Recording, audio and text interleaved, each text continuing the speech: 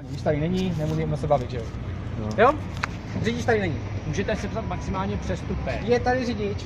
No není zatím. Tak to projednávat nebudeme. Já si počkám na pana řidiče, až přijede, projednáme to. Ale to nemusí být ten, který tady zaparkoval. To bude ten, který odjíždí. Mě to nezajímá. No tak dobrý. Jste řidič vozidla? Ne, teď ne. Tak se spolu o to bavit nemusíme, jo? Ale budu ten, který třeba bude odjíždět. No. Vy jste s mě přijel, řidič.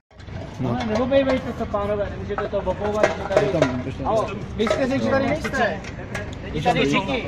No tak to co? Já jsem provozovatel toho vozidla, pane. Nešajte mi na to. Nešajte ještě jednou na to šáhnete. Já jsem provozovatel vozidla, nemůžete.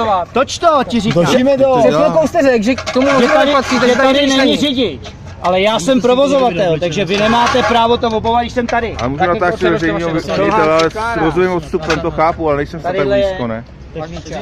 Nepustím vám dávat řidiča, když neřídím. Pane řidiči, chcete se mnou projednat přestupek? Já nejsem řidič, který to tady zaparkoval. Jsem provozovatel, to snad vidíte. Občanský průkaz. Vidíte to? Předložíte mi občanský průkaz. Je tady provozovatel. Projednáme spolu ten přestupek tady ten. Předložíte mi občanský průkaz. Předložte mi občanský průkaz. Já vám jenom říkám, že tu botu pane řidiči nebo pane provozovateli, předložte mi občanský průkaz.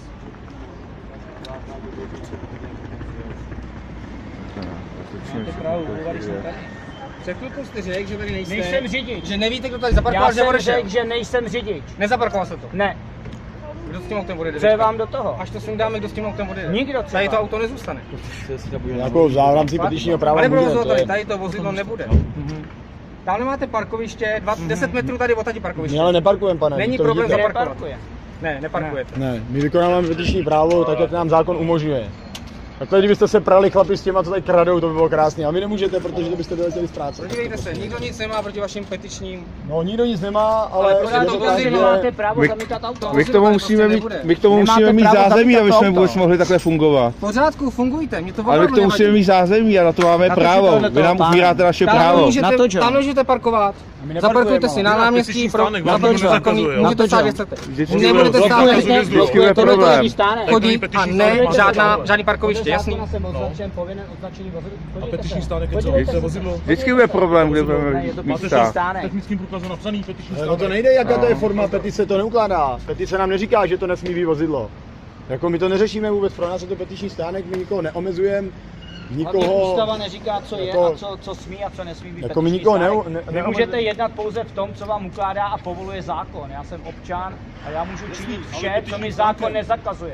Petiční stánky, nemůžete já můžu činit vše, co mi zákon nezakazuje. Ale to není v zákoně napsáno. Je to vozidlo osobní. Pane, petiční zákon je nadřazen vaší vyhlášce magistrátu. Vaší vyhlášce je nadřazena ústava a listina. A to technický průkaz nebo osvědčení registrace. Má ho tadyhle váš kolega. Co tam je napsaný? Osobní vozidlo. Ale o to nejde, ale petiční zákon neřeší. Všech motorových vozidel. Petiční zákon neřeší. No, nejde o to. No ne, rozumíte. To řeší silniční zákon.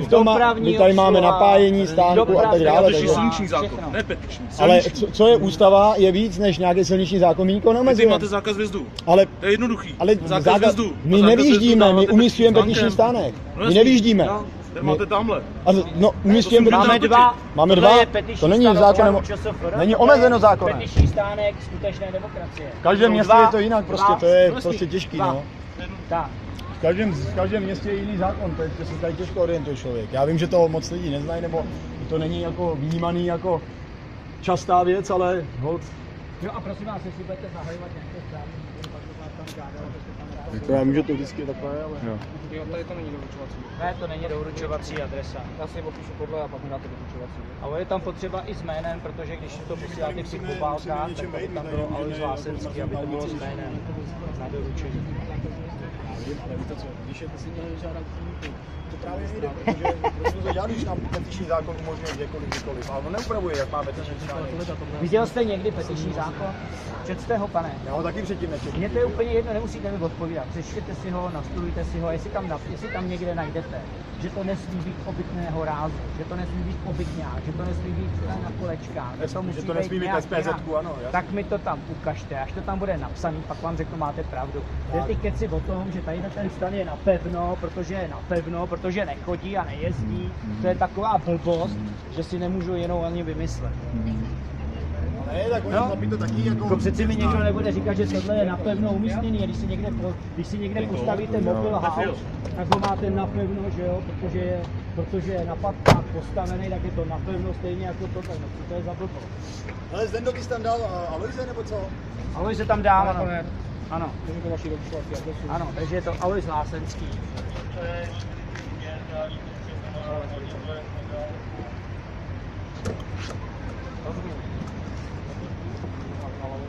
Lásenský.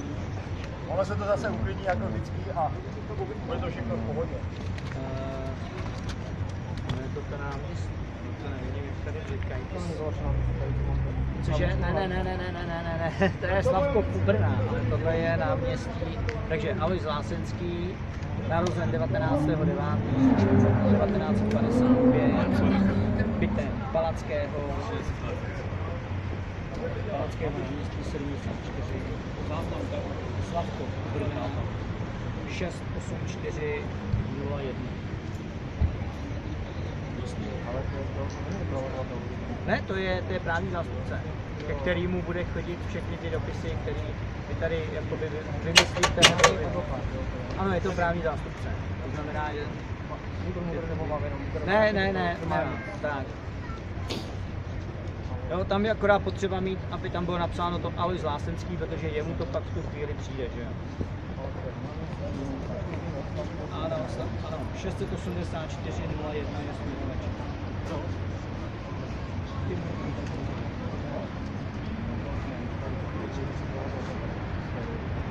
No, ale na základě toho... To je váš právní, tak. Já tam dám poznámku a... Tak, je to právní zástupce, no, nebo, jo, právní zástupce. To není nic proti vám, jako. Ne, podívejte se. To auto musí být psát zedma. Jo, vy si myslíte, že můžete... Podle 361 nesmíte. Ale 361 je podřízena právě těm jiným zákonům. Stánek je mi jedno, pokud budete mít povolení záboru veřejných poslanců, to taky nemáte, takže kolegové mají asi toho druhého pána, vy jste taky zároveň asi, já nevím, co máte rozdělený, asi každý zvlášť, ale prostě za ten zábor budete oznámit na magistrátním státu toho záboru veřejného poslanců. A zase je řečeno, že k tomu nepotřebují právě povolení ani zábor. Petiční stánek můžou vstyčit kdykoliv, kdekoliv, bez povolení, bez ohlášení, bez záboru. Jo? Podle technického průkazu tohle není žádný petiční stánek. Moment. Nechte to, je kolega, co si to přepíše. Můžu. Já si to přepíšu. Ale tady je v zákoně dáno, není napsáno, nesmí mít kola, nesmí mít SPZ, nesmí mít, to není v zákoně dáno, protože my tady nic neporušujeme, nikoho neovlivňujeme tady. Máme za to, že ano. No, takhle, koho tady poškodí? Já mám za to, že ano. To je otázka. Dobře. Se s tím souhlasit nemusíte, No, to je taky vaše právo, jo? No a pak vy sundáte tu botičku, když s tím nesouhlasíme. Sundám i řidičovi, vy jste řekl, že to řidič není. Ale já jsem provozovatel. Ale já vám s tím nesundám, pokud to auto nezmizí. Já vám to tady za hodinu zase obuju.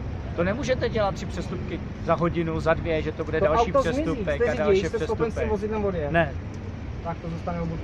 jo. Dokud nepožádá řidič o odstanění. Ale to není ale ten řidič, vy jste teďko nesepsal s řidičem, který by tady zaparkoval a já páchal jsem tady si přestupek. napsal Pouze jste zjistil provozovatele. vozidla, Tak, na který nezjistil jste ale pachatele. Ne, to jsem No nezjistil. tak, to jsem rád. A jak je vidět, tak ho asi nezjistím, že? Když nebudeme spolupracovat. Tak. Dobrý, tak Který v černém. uvidíme, kdo požádá o odstranění botičky, teda až bude chtít vody. Jo. Jo? Třeba já, Třeba vy, tak pak s váma projednáme jako s řidičem přestupek. ale já jsem ho nespáchal, že jo. Souhlasit nemusíte. Je to jasný. Rozumíme si. Rozumíme Na to si. máte právo. Tak, Jo? jo. Hezký den. Díky.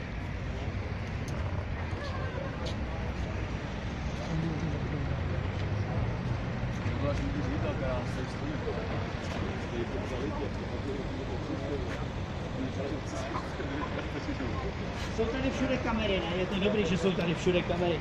Nikdo nám to nepoškrábe, nikdo nám s tím nic neudělá. Je to dobře kamerově hlídaný. Tebe dáme tam.